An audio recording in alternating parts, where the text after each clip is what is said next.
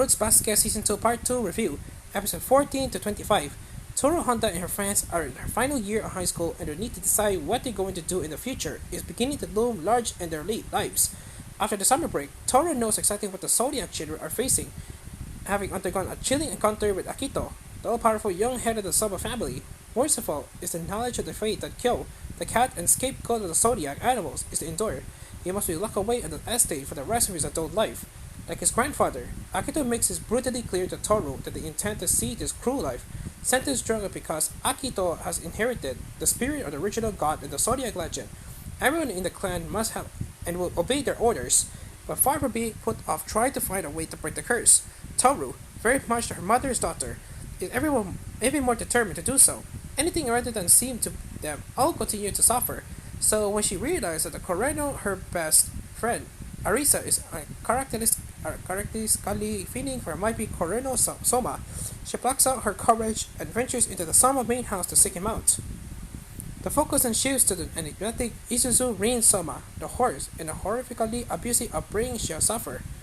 Rejected by her parents and brutally maltreated by Akito, the abuse she has suffered has made her as determined as Toru to search for a way to break the Zodiac curse, but her frail state of health, anorexia is implied, constantly undermines her attempts.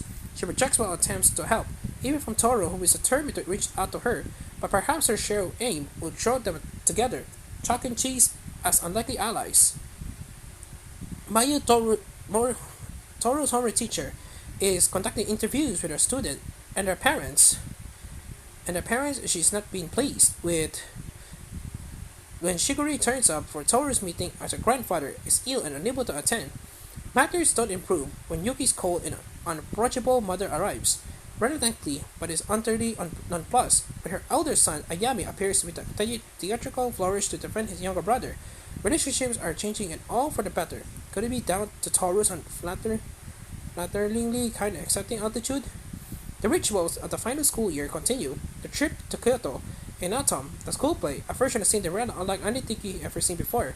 As part of the annual culture festival, and Yuki, as president of the student council, continues to deal with one of the most ill-assorted groups of fellow committee members anyone could imagine.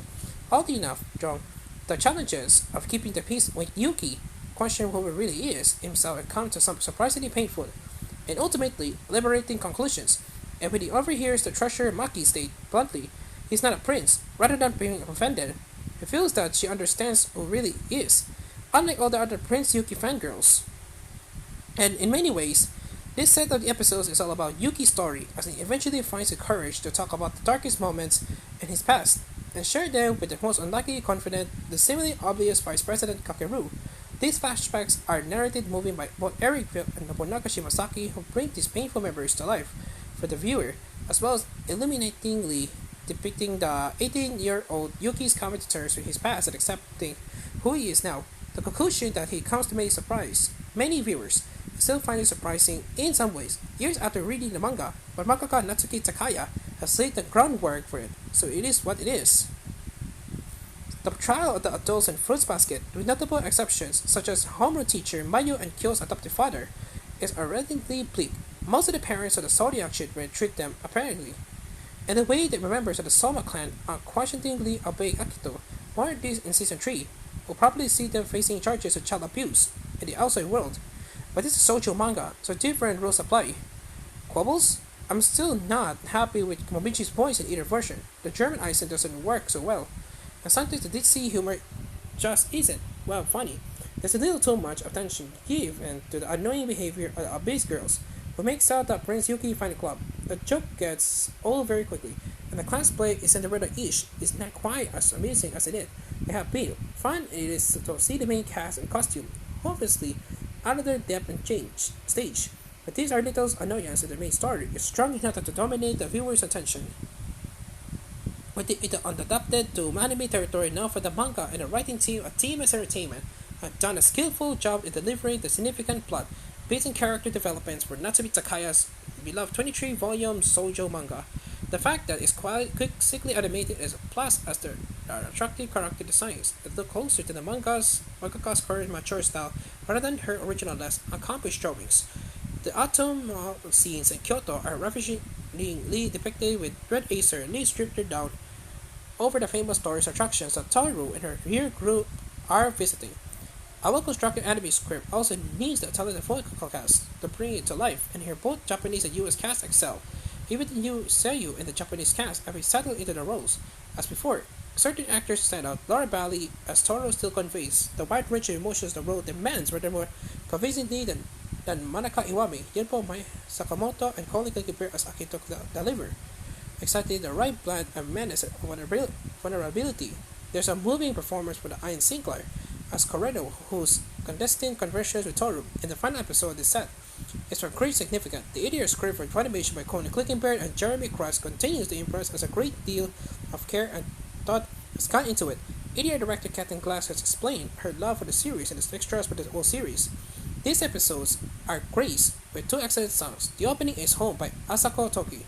I'm pretty sure that the instrumental intro references an OP of the original 2001 series, and probably the best song of the entire three seasons is the wistful ending, eaten by Monkey Magic, which also has the most exquisite artwork featuring all the main characters. See the limited edition cards below. Otherwise, the main soundtrack scored by Masaru Yokoyama works best when it's being obtrusive. This is a compliment and subtly underlining the atmosphere of a scene. Actors for this set are Fruits Basket and Home with the voice actors and Texas opening ending songs.